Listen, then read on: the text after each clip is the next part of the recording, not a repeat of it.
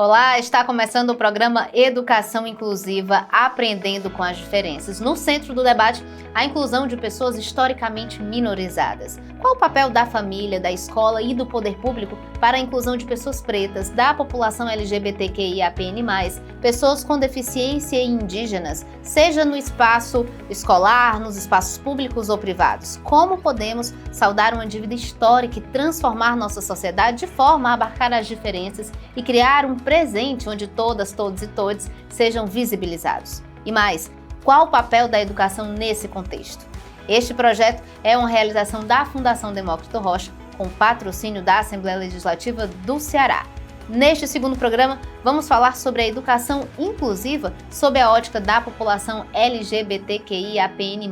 E para falar sobre este assunto, a gente recebe aqui no estúdio a advogada Ivna Costa. Ela, que é advogada com ênfase em direito das famílias, sucessões e direitos humanos da população LGBTQIAPN+, sócia-diretora, sócia-administradora do escritório Costa Advogados, coordenadora jurídica da Secretaria da Diversidade do Estado do Ceará e especialista em direito público. É mestra em avaliação de políticas públicas pela UFC, conselheira estadual da OAB, presidente da Associação Nova Advocacia e presidenta da Comissão da Liberdade Sexual e Gênero do IBDFAM e da OAB. Seja muito bem-vinda ao nosso programa, Ivna. Tudo bem? Obrigada, Camila. Tudo ótimo. Um grande prazer e alegria estar aqui contribuindo com esse programa. A gente que agradece, né, por estar aqui ampliando as possibilidades, as discussões sobre esse tema tão importante que é a inclusão e que atravessa aí, principalmente as populações que foram historicamente minorizadas.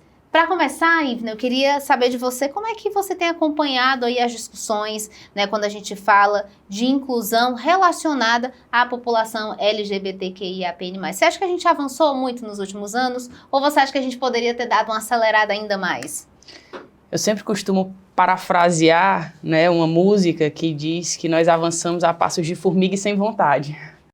Porque é inegável que nos últimos anos nós temos tido decisões inovadoras, novas legislações sobre a matéria, mas, Camila, ainda estamos muito longe de alcançar o mundo ideal, né? Quando eu falo do mundo ideal, é um mundo em que a população LGBTIA+, não sofra tantas violências contra a sua própria vida, né? Pelo fato de ser quem são, de ser quem somos, né? Porque eu também sou uma mulher lésbica e nós estamos inseridos dentro de um país que é o país que mais mata a população LGBTI+, no mundo, né? Nós matamos mais do que países que criminalizam a prática de ser LGBT, né? Ou seja, nós matamos mais que países que não reconhecem as múltiplas identidades, as múltiplas orientações, países que não são democráticos.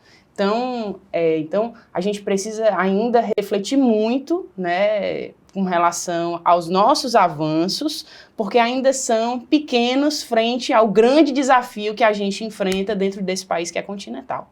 Perfeito. Fiquei pensando, sempre quando a gente fala em pessoas historicamente minorizadas, eu sempre penso na minha própria pauta, né, que é de pessoas pretas. E como essas pautas de pessoas historicamente invisibilizadas, minorizadas, elas se confundem. Sim. Né? Quando a gente fala da população LGBT que mais morre, né? A gente fala ao mesmo tempo da população preta também que mais morre. Com certeza. Né? Então, a gente mata mais do que países que estão em guerra, inclusive as duas populações, né? Então, por isso que é tão importante a gente estar ampliando esse debate, porque à medida que a gente tem alguns avanços, a gente também tem retrocessos no mesmo passo praticamente, né?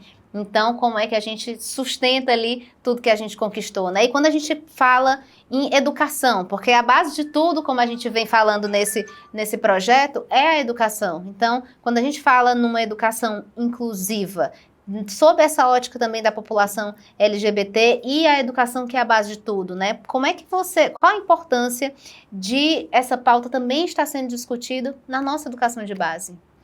Olha, Camila, a gente observa que grande parte da discriminação, quando eu falo sobre discriminação, eu falo sobre retirada de direitos, sobre preconceitos, né?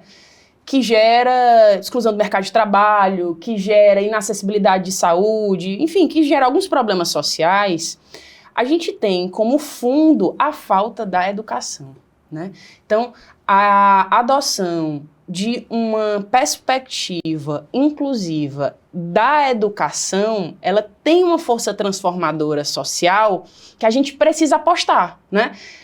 Uma vez eu estava numa palestra e me perguntaram, Ivne, o que é que você acredita que pode contribuir grandemente no enfrentamento ao preconceito, né? Eu acho que a gente precisa apostar em educação, né? Informações de professores, porque é quem está na ponta da sala de aula, né? Nos educadores de uma forma geral, porque através da educação, Camila, por exemplo, uma das grandes problemáticas da população LGBTI+, é a alta taxa de evasão escolar, porque a gente tem escolas que são violentas para essas pessoas, né? Então, é através dessa perspectiva da inclusão que a gente vai trazer um maior conforto para que essas pessoas elas tenham nesse ambiente escolar um maior espelhamento, né? Para que essas pessoas consigam se enxergar desses ambientes e saber que elas podem alcançar os objetivos que elas quiserem, que elas vão conseguir se formar, que elas vão conseguir ter os próprios propósitos, né, dentro desse ambiente. No programa sobre a população preta, né, a gente falou sobre autorreconhecimento, né? Na tua apresentação, tu também fez isso, né? Se apresentou enquanto mulher lésbica. Como foi esse processo para você, né?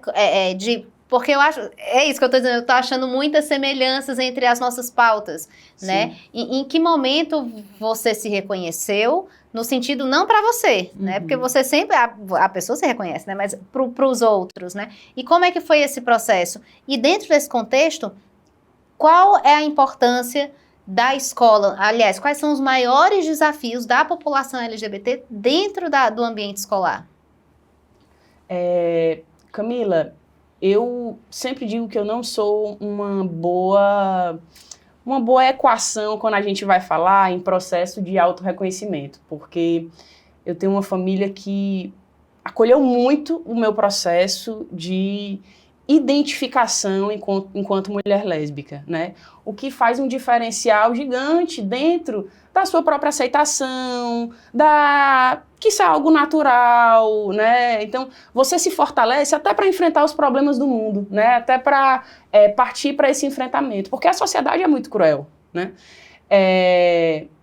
Mas é claro, você falou em diversos momentos, né? Realmente as pautas, né? Quando você fala em populações vulnerabilizadas, as pautas elas se atravessam porque as violências são interseccionais, né? As violências, elas, dependendo da perspectiva que você esteja, elas se acumulam ou não, né? No meu caso, eu sou uma mulher lésbica, mas sou uma mulher lésbica branca. Então, aí eu vou estar sendo um pouco menos alvo de preconceito do que uma mulher lésbica preta, do que uma mulher lésbica indígena preta. Então, porque essas violências, né, elas são interseccionais que atravessam essas populações. Então, a minha autoaceitação, né, a minha identificação, da minha orientação, da minha família foi muito tranquila. É claro que sempre existe o choque, né, o impacto, mas que a minha família trabalhou muito bem. Então, eu não sou uma equação, porque, na realidade, o que a população LGBTI+ vivencia é a situação de ser posto para fora de casa, é a situação da violência propriamente, né? Então, eu acredito que a gente precisa apostar nessa força da educação para que a gente tenha mais exemplos como o meu. Né? Até porque o exemplo, na verdade, aí não foi o ruim, foi o bom. Foi o bom. Né? De como a família é importante no processo também de descoberta, de aceitação e de, enquanto a pessoa ser um ser no mundo que a orientação sexual dela não vai determinar que ela é diferente, por exemplo, né? Então, o papel da família também é fundamental, assim como o papel da escola, né? E aí, aqui eu volto aqui para a pergunta que é quais são os desafios, né, que a população LGBT enfrenta hoje dentro do ambiente escolar? Olha, Camila, a gente recebe muitas demandas no ambiente escolar, principalmente com relação aos espaços segregados de gênero, né? Dormitórios, banheiros, porque ainda existe muito forte o debate dentro da própria escola, né,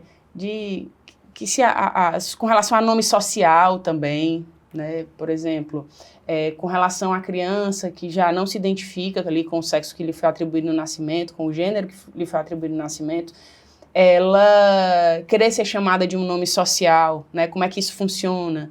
Então, a escola, né? Ela é um universo que precisa ser melhor amadurecido, né? Porque a gente está tratando com pessoas em desenvolvimento, com crianças que precisam de uma atenção especializada. E aí, nesse sentido, a gente vai ter ainda, não existe resposta pronta, tá, pessoal? A gente ainda vai ter uma jurisprudência, uma legislação, né, que ainda está sendo muito debatida. Por quê? Porque hoje o atual entendimento é que a criança, ela tem direito a utilizar o nome social da escola, né? Portanto, que tem autorização dos pais. Então, o problema é que muitas vezes essa criança, ela também sofre a violência com relação à sua identidade em casa. Então, se o pai não autoriza que essa criança, ela seja nominada com o seu nome social na escola, ela vai passar o período escolar inteiro sofrendo uma violência, né? E o seu direito com relação à sua própria dignidade, ao seu próprio autonomia do desenvolvimento, que o Estatuto da Criança e do Adolescente é bem presente, né, para falar sobre isso. Como é que a gente resolve, né? Então, eu acredito que o direito, o que a gente pratica hoje em dia, né, ainda vai ser amadurecido para que a gente tenha, para que as crianças LGBTI+, ganhem uma maior autonomia, né? Porque muitos dizem, mas se daqui a 3 anos ela se identificar de outra forma, porque né, é uma pessoa em desenvolvimento, né? Tudo bem, ela vai se identificar de outra forma, e eu acho que isso faz parte da construção da própria personalidade, sabe, Camila? Eu acho que você precisa respeitar o desenvolvimento daquele indivíduo, dentro daquela complexidade. Se aquela criança ela sente aquela necessidade, eu acho que a gente precisa respeitar.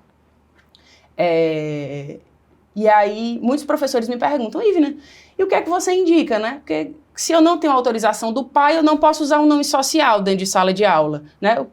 Você, como advogada, como uma pessoa da pauta, o que é que você...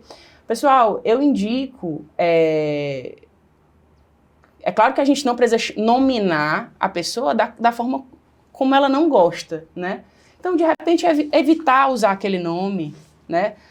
Tratá-la de uma forma mais impessoal, vamos dizer assim, sem utilizar aquele nome com que ela não se identifica. Porque eu acho que dessa forma você torna a vivência dela menos violenta e você dá exemplo para todas as outras pessoas que, tudo bem, eu não posso usar esse nome porque não há autorização. Mas é necessário eu usar o outro? Quando é necessário realmente eu usar o outro, né? Então é isso, eu acho que tem situações, o que eu observo hoje em dia, Camila, é que às vezes a gente pode não cometer a violência, e às vezes a gente, por um equívoco, por não prestar atenção, a gente acha que aquilo é besteira e simplesmente... Ou besteira, um menino pequeno desse, né? Qual o problema tá chamando ele de Mário? Né? E pra que chamar ele de Mário? Mas aí tu trouxe também um ponto que eu acho importante, né? O professor sinalizou uma preocupação. Mas para esse professor sinalizar uma preocupação, significa que ele também tem que estar atento à pauta. Significa que também o ambiente escolar tem que ser aberto para esse professor, para esse diretor, para esse coordenador, e precisa haver também assim como outras competências que vão sendo adquiridas ao longo do processo, tem que ter uma capacitação também, né? Porque Sim. O professor, que nós todos crescemos numa sociedade que a gente já cresce dentro dessa estrutura violenta, né? Então, como é que você vai puxar do professor se ele não tem para dar? Para dar, ele tem que ter alguma coisa, né? Qual a importância também da formação dos profissionais dentro do ambiente escolar também, para que ele tenha essa visão e que ele saiba como acolher, saiba como se portar, né? Ou Camila, tenha pelo menos a curiosidade de dizer, meu Deus, como é que eu posso resolver essa questão sem ferir o outro? Camila, muito interessante, né, essa questão, porque o governo do estado do Ceará, de uma forma inovadora, de vanguarda no Brasil inteiro, ele criou, no ano passado, no ano de 2023, a primeira Secretaria de Estado do Brasil específica para trabalhar políticas públicas para a população LGBTI+, né? Isso é completamente inovador, porque a gente não tem nenhum outro estado, né? E porque a população LGBTI+, precisa de uma secretaria que tenha como sua principal característica a interseccionalidade com outras secretarias, porque a pauta LGBT está em todas, né? E é como você está falando, os professores, eles precisam de formações específicas, né? E eu falo que os professores, na realidade, os educadores em geral, porque dentro do universo escola vão ter os professores, os psicólogos, os coordenadores, diretor de escola, né? Ali vai ter um mini universo ali que precisa estar orientado, capacitado para receber a população, essas crianças, esses adolescentes, né, de forma a educá-los dentro dessa perspectiva de inclusão. Então, atualmente, a Secretaria da Diversidade, que é capitaneada por uma secretária, uma mulher lésbica, Michele Meira, que vem fazendo um trabalho espetacular, né? Ela tem um trabalho muito bacana de diálogo, por exemplo, com a Secretaria de Educação, para gerar projetos de formações, para ir para as escolas, né? E gerar esse debate que apenas tem pontos positivos, né? Porque faz com que essas pessoas tenham o autorreconhecimento, faz com que essas pessoas se sintam acolhidas, pertencentes e se sintam motivadas a continuar dentro daquele espaço. Para isso, como você trouxe aí a secretária, eu gosto muito de alguns dos programas que a gente tem feito aqui, em que sempre chega essa informação de que o Ceará saiu na frente. O Ceará saindo na frente da questão da geração de empregos, né, da educação, da pauta LGBT. Eu acho muito bom, né, a gente trazer essa informação, porque é muito importante. Significa que a gente tem tido uma política, um olhar atento das políticas públicas para essas pautas tão importantes, né? Pensando nessa perspectiva, Ivna, quais sinais, né, a gente identifica quando uma escola está falhando, quando a gente pensa na inclusão dessa população? E que, quando a gente fala historicamente minorizada, é justamente porque elas não são a minoria, né? Uhum. Se a gente... há bem pouco tempo atrás, elas eram apenas invisibilizadas, porque nem os dados falavam sobre nós, né? Uhum. Nem os dados versavam sobre a população preta, sobre a população LGBT. Então, se você não tem dados, a pessoa praticamente não existe, né? Então, quais são os sinais que uma escola está falhando quando a gente pensa em inclusão? Camila, você falou aí sobre questão de minoria, de ser minoria. Eu sempre acho interessante, porque para praticamente todas as pessoas, minoria é minoria numérica, né? Mas para o direito, essa palavra minoria, não sei se você sabe, Camila, mas tem um significado muito diferente. Quando a gente fala em minoria, a gente fala em minoria de direitos. Aquela pessoa, ela tem uma vulnerabilidade, né? É vulnerabilizada socialmente, porque ela tem menos direito do que as outras. Então, ela é minoria de direitos. Entendi. Né? Então, não é a minoria quantitativa, né? Não. Ela tem menos direitos do que outras pessoas. Então, quando a gente fala que a população LGBTI+, é uma minoria, né? Ela é uma minoria no sentido de que ela é uma minoria de direitos, né? Atualmente se estima que no estado do Ceará, cerca de 10% da população, né, seja LGBTI+. Então, com relação à população LGBTI+, apenas, né, a gente vai ter uma população que tanto é minoria numérica como de direitos, né? Agora, sim, a gente ainda acha que esse número é muito subnotificado, Camila. Por quê? Porque quando você faz uma pesquisa, a pessoa vai ter que ir lá e fazer a autodeclaração, e a gente sabe que existe uma questão da população LGBTI+, principalmente com relação à violência, que muitas pessoas não se autodeclaram, né?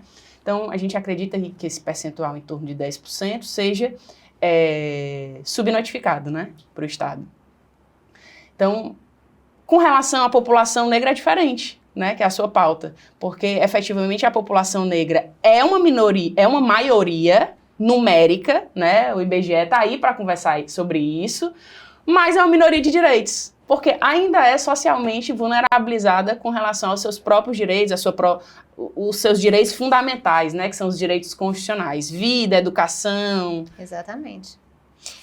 Qual o impacto de, Ivna, material didático inclusivo para a autoestima também das pessoas LGBT, né? Você se reconhecer no livro que você está lendo na sua escola, né? E eu fico pensando porque durante de vez em quando surge uma polêmica em relação a material didático dentro das escolas, né?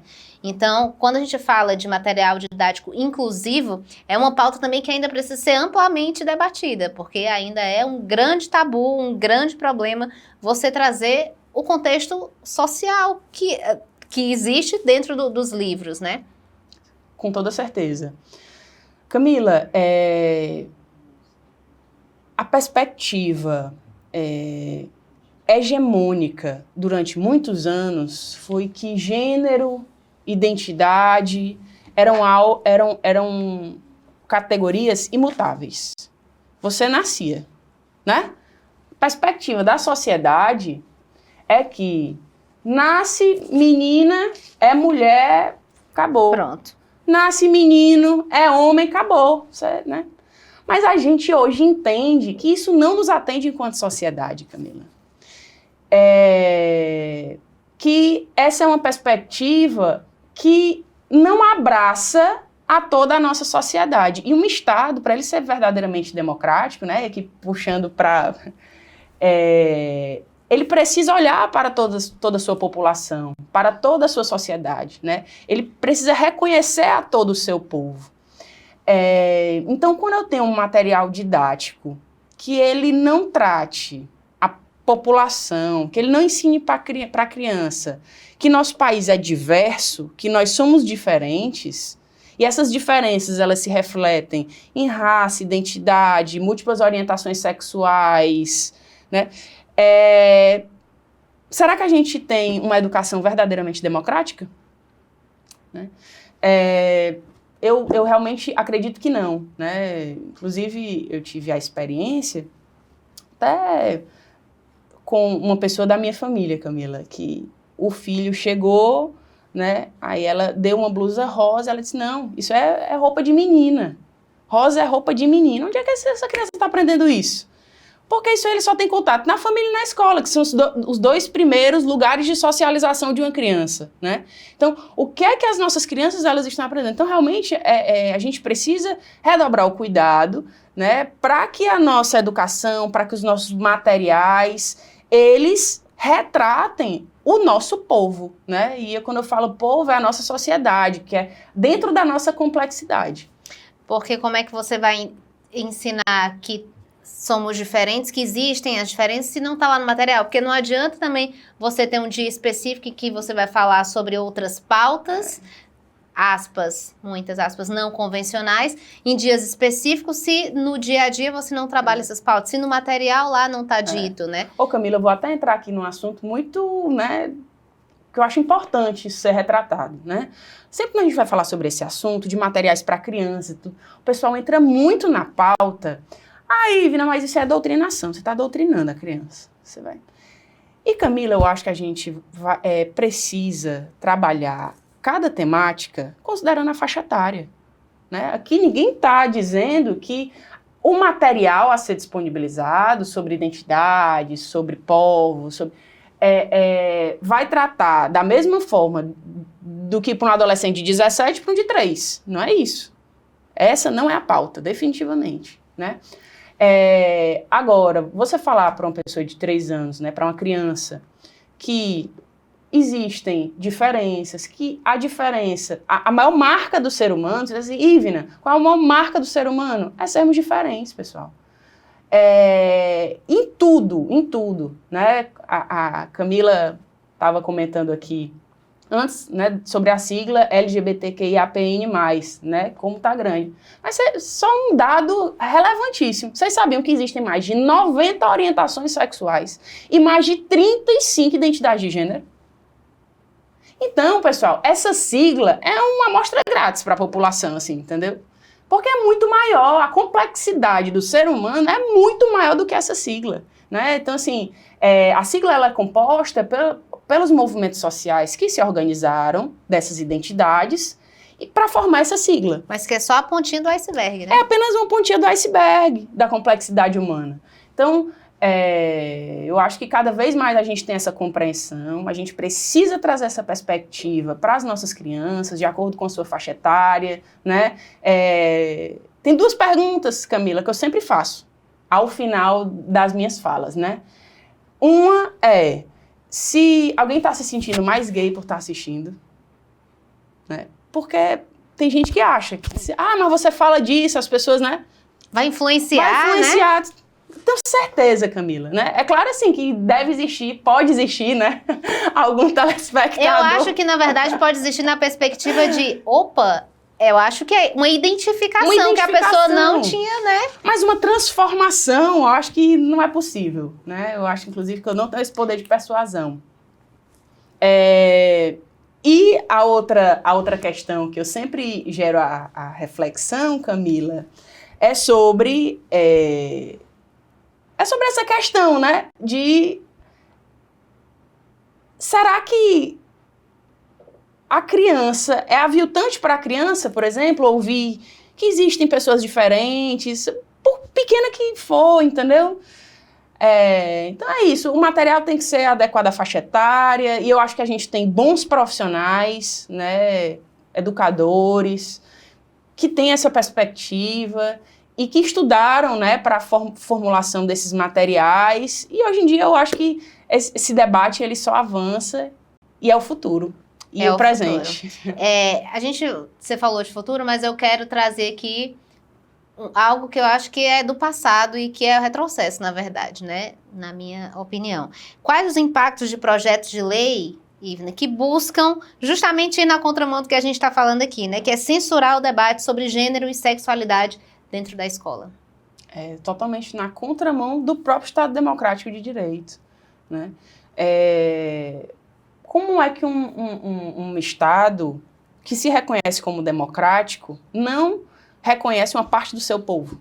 Porque quando eu proíbo o debate sobre as múltiplas orientações de identidade nas escolas, por exemplo, Camila, eu estou dizendo que a vida da Ivna não é legítima. Ivna, sua vida é uma vergonha, você não merece ser tratada, né? Então, não é democrático. Então, é como eu bato muito nisso, que nós precisamos naturalizar algumas temáticas, né? Porque é inerente da pessoa humana. Ser diferente, né? Durante muito tempo existia uma campanha, né, dizendo que nós somos iguais porque nós somos todos humanos. Não, nós não somos todos iguais, não. A gente precisa assumir que é diferente mesmo, né? Essa é a nossa maior característica, diferente em tudo, em gosto, em raça, em gosto, em orientação. Então, na realidade, é assumir essa perspectiva para construir uma sociedade cada vez mais plural, que enxergue a diversidade não como um instrumento de subjugação, né? Não uma sociedade preconceituosa, mas uma sociedade que enxerga isso como algo inerente ao nosso povo, à complexidade da sociedade que nós temos. Para finalizar, a gente está chegando aqui ao final do nosso programa. Ivna, como você acha que a gente pode preparar esse ambiente escolar, né, para ampliar essa discussão, para trazer essa perspectiva do diferente e para que cada vez mais pessoas se reconheçam naquele ambiente, né? Porque é isso, quando você está num ambiente que te subjuga, você não só não se reconhece, como você tem dificuldade ali de você mesmo se colocar para as outras pessoas, né? Se você não se coloca enquanto indivíduo, quem é você? Aí sim é uma questão problemática, né? Eu não posso me colocar enquanto indivíduo, então quem sou eu? Né? Então, como é que a gente pode preparar esse ambiente escolar para que ele seja realmente mais inclusivo? Olha, eu acho que o Estado do Ceará está num caminho muito, muito interessante, sabe, Camila? Eu não acredito em nenhuma política pública.